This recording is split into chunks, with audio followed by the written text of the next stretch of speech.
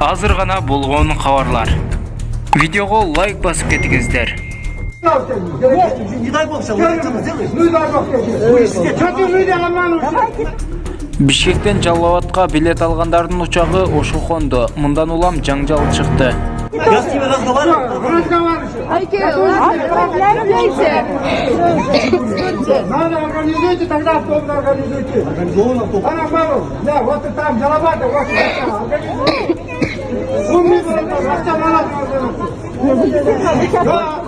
Спокойно разговаривай. спокойно разговаривай. Зачем ты согласен делать? Еще раз руки распустишь? А что это? А ты бы тебя дать? Мне мало, что ли, тебе? Не кричи, говорю, спокойно Что разговаривай. хуже будет? Что ты кричишь? Вы разговариваете, дайте мне на автомобиле. Жалал-Абадтан Bana организуйте. verdi bırak canım. Bana verdi. Когда вот? Bana verdi bırak. Вот организуй. Kim ben çakım bana? Давай так. Bir yerde sen aytarsın.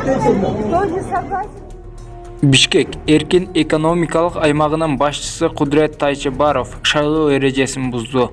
Бул тууралуу Борбордук шайлоо комиссиясынын басма сөз кызматы билдирди.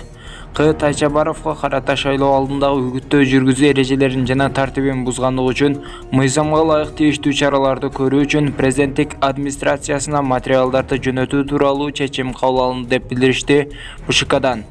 БШКнын билдиришинче Жогорку Кеңештин депутаттарын шайлоо дайындалган күндөн тартып, башкача айтканда 2021 жылдын 29 августунан 4 ноябрына чейин шайлоо процессинин бузулушу боюнча 34 кайрылуу келип түшкөн.